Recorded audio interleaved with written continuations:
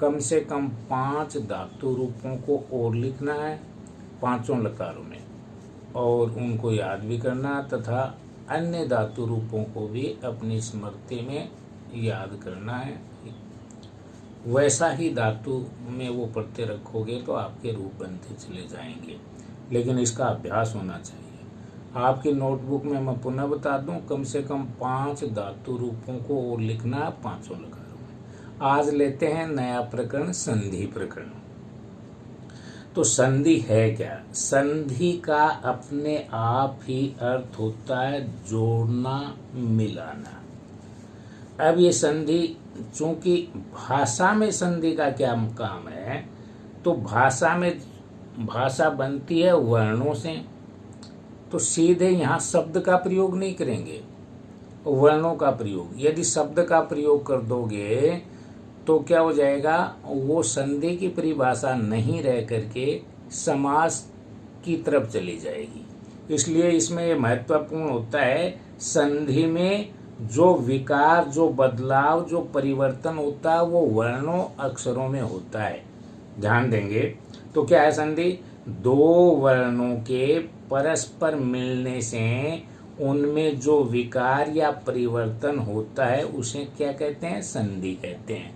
यानी वर्णों की अत्यधिक सामीप्यता इतनी हो कि वो नियम के अनुसार मिल जाएं आवश्यक परिवर्तन के साथ। तो इस प्रकार से जो है आवश्यक परिवर्तन के साथ जब संधि होती है, 2 पदों को एक पद में लिखते हैं नियम के अनुसार, तो उसे ही अपन क्या कहते हैं? संधि कहते हैं। संधि के भेद यानी प्रकार। संस्कृत व्याकरण में संधि के 3 भेद होते हैं। वे इस प्रकार हैं: स्वर संधि, जिसका दूसरा नाम अच संधि भी है। अच में आपको प्रत्याहार के अंतर्गत आपने समझा है, मानी अच में ऐसे लेकर के औ तक सभी स्वर शामिल हो जाते हैं, यही अच है। इसी के कारण इसका नाम अच है। दूसरा है व्यंजन संधि, जिसका दूसरा नाम हल संधि भी है, और विसर्ग संधि। ये 3 संधियां होती हैं। अब इसी क्रम में पहले नंबर पर जो है स्वर अच संधि है, तो इसके बारे में अपन जानते हैं। स्वर, छात्रों शब्द के मूल पर आप ध्यान दोगे तो कोई भी परिभाषा है हमेशा याद करने और समझने में भी सहायता रहेगी और भूलेंगे भी नहीं। हाँ, तो संधि का नाम है स्वर संधि। अब ये देखो, इसके नाम पर ध्यान देंगे, कौन सी संधि है? स्वर संधि है। तो इसी स्वर के नाम से अपन को जब संधि में 2 पद प्राप्त होते हैं, प्रथम पद या बाद का पद, तो दोनों ही पदों में जो है स्वर मिलना जरूरी है। नाम से ही इसकी परिभाषा निकल जाती है। और वो किस शब्दावली में देखो, स्वर से परे, परे यानी बाद में, स्वर आने पर, यानी पहले पद के अंत में स्वर हो और उसके बाद के पहले अक्षर में भी स्वर हो, ये शर्त जरूरी है।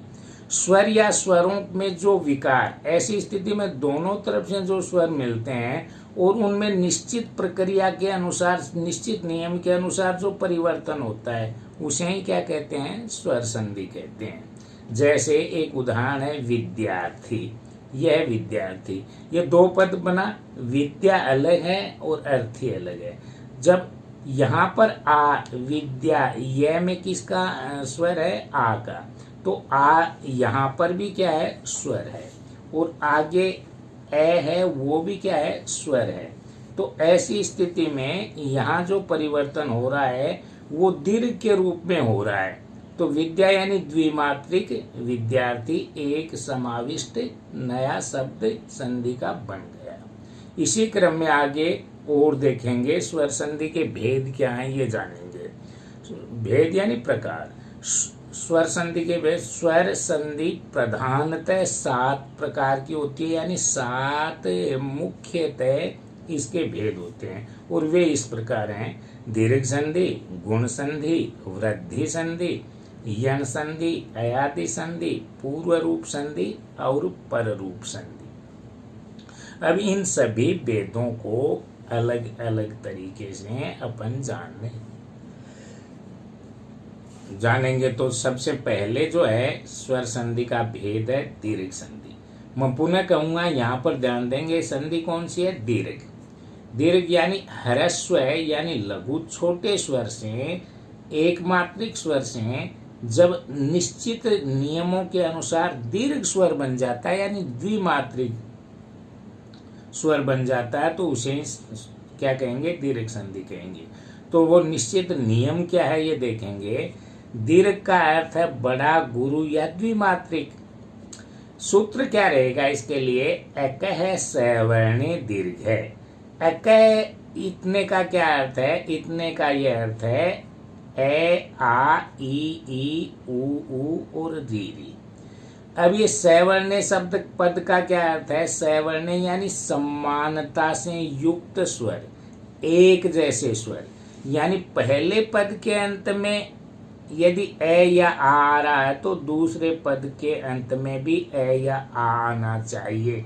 ये इस निश्चित नियम का क्या है, उत्तर है। तभी ये दीर्घ संधि होती है, नहीं तो स्वर का कोई दूसरा रूप हो जाता है।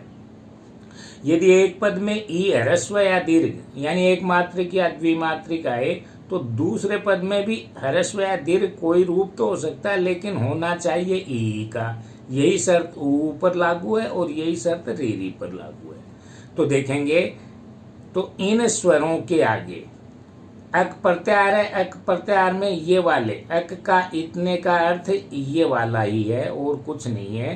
तो ये इस प्रकार के स्वर आगे पीछे हों तो के आगे जब समान स्वर आते हैं, समान यानी एक जैसे, तब दोनों के मिलने पर एक दीर्घ स्वर यानी द्विमात्रिक स्वर हो जाता है।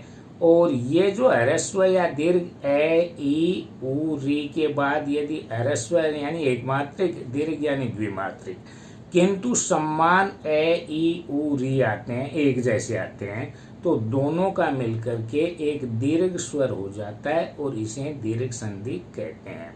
उदाहरण के लिए देखेंगे, यानी पहले पद के अंत में ए, दूसरे पद के अंत में भी ए, तो ऐसे में क्या बनेगा, आ बनेगा। और इसके लिए उपयुक्त उदाहरण क्या रहेगा, सत्य धन अर्थ है। यहाँ पर सत्य के ये में भी ए है और अर्थ है के ए में भी क्या है, ए। एक जैसा स्वर यहाँ पर पहले पद के अंत में भी है और दूसरे पद के शुरू में भी है। संधि हमेशा यहाँ से पता चलेगा, प्रथम पद का बाद का अक्षर और दूसरे पद का पहला अक्षर। तो यहाँ दोनों पर तरफ एक जैसा स्वर है, तो यहाँ पर संधि क्या बनी, सत्यार्थ है। ध्यान देंगे, सत्या या में आ गया ना द्विमात्रिक और एक जैसा स्वर है, इसका मतलब ये नियम निश्चित है और इसके अंतर्गत इस प्रकार से दीर्घ संधि ही होगी। तो आज के लिए अपन